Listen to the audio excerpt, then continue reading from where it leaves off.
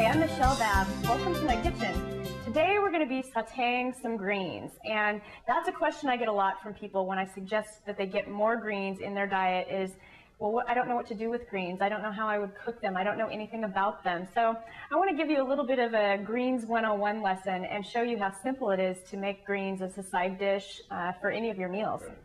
So as you can see, there are relatively few ingredients here, which means that it's going to be a very simple recipe.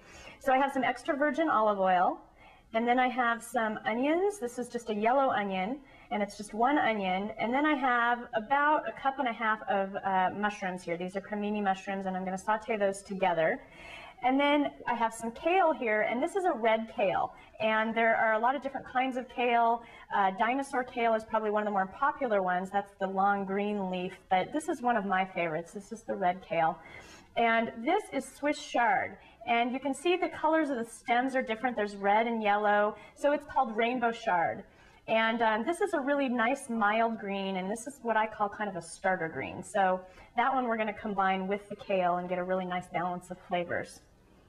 So one of the key things about making greens is just it's all in the chopping. So the way that you cut your greens up is kind of important, and it's pretty easy to do. I don't like to leave this backbone in the greens because it is kind of tough. So number one is just to remove that from the greens. So I'll cut that away. And the great things about greens as a nutritionist, it's the one food that I always am telling people they need to get more of in their diet. And kale and spinach and Swiss chard, any of the leafy green vegetables are just packed with antioxidants and minerals. You'll find even things like iron and calcium, things that you don't think of as something that you'd find in a vegetable, you find in the leafy greens. So this is a really great addition to your diet, and it's nice if you can have just, at least one simple way that you can add it to your diet. And I'm going to show you how to saute these, but I also just want to mention that anytime you're making something like even a canned soup, say you have some lentil soup, you could just throw in some kale or some chard or some spinach and just mix it in with the soup, and that's a great way to just add some greens really quickly. So then you want what's called ribbon cut. So you're kind of bunching these together and twisting, bunching and twisting and rolling, and then you're just cutting this way. And you can see how I'm getting these nice kind of ribbon cut strands of kale.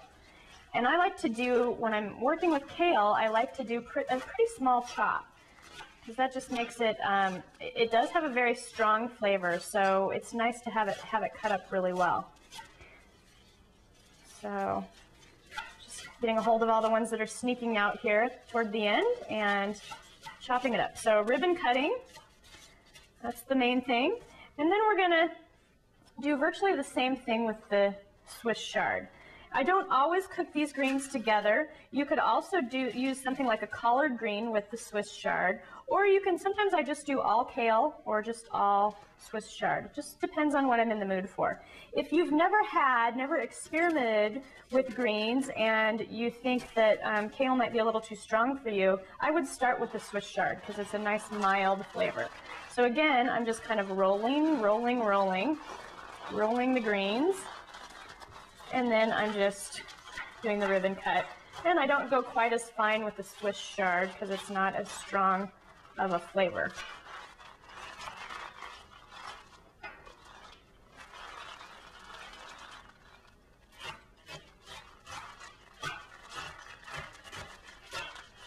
All right, so once you get this all cut up, we're ready to start some sauteing.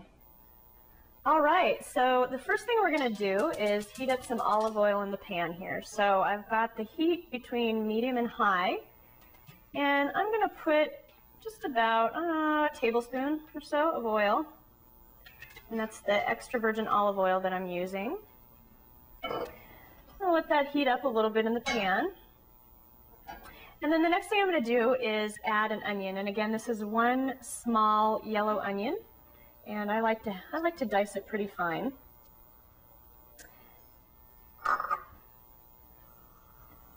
So get all the onion all coated with olive oil and let that saute. And you want to have these nice and translucent and soft. So this will take a couple minutes, and really out of this whole recipe, this part of it is probably the part that takes the longest.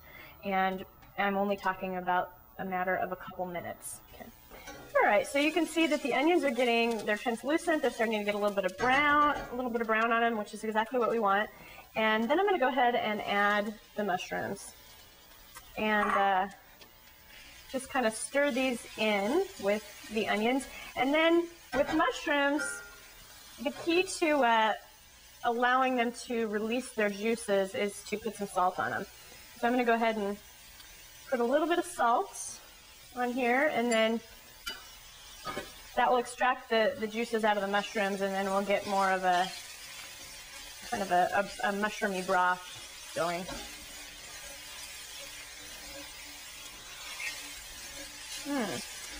Perfect. And you can start to kind of smell the fragrance of the mushrooms cooking with the onions, and it smells delicious. And mushrooms are a really good source of folate, and actually the greens are also a good source of folate. So this would be an excellent dish for someone who is pregnant or thinking about getting pregnant, or just in general, folate is a good nutrient for everyone to have. So now you're seeing that the mushrooms are starting to cook down a little bit, and this is a great time to add the greens. So we have a fair amount of greens here, and it's going to look like a lot more than it will end up being, because the greens really shrink down as you cook them. So I'm putting those in the pan. I'm going to add just a little bit more olive oil to the top here. And then I'm just going to start folding the greens in. And as I said, it does not take greens very long to cook at all. And in fact, you don't want to overcook them. So you may have had one of those experiences before where you've had spinach that is just nothing but a bunch of mush, kind of like the spinach you'd find in a can when it's really overcooked. So you don't want to do that with your greens. You only need to saute them to the point where they get to be this very vibrant, beautiful green color. And that way they retain a lot of their nutrients too, because as I mentioned, greens are really high in B vitamins, and B vitamins don't survive heat very well. So you don't want to cook things that have B vitamins for too terribly long if you can avoid it. So you can see now how this really shrinks down as it cooks. And so what I've made here, and I really only used 2 of the large leaves of the chard and then about 4 of the red kale leaves. And this is probably enough to serve 4 people if you're using this as a side dish.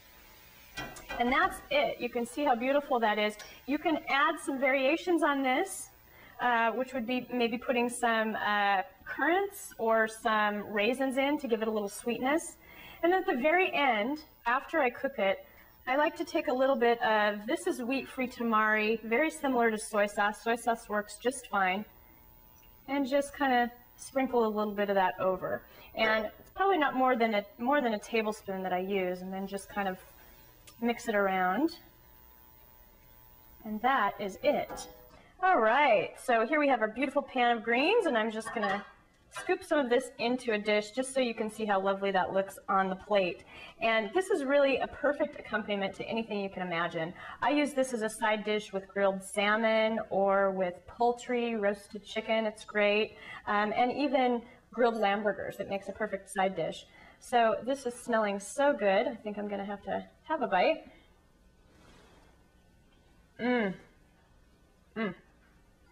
That is delicious. So you can see how simple making sauteed greens are. This is something you can add to your diet really easily. Thank you so much for joining me in my kitchen today. I'm Michelle Babb, and I'm making whole foods cooking simple and delicious.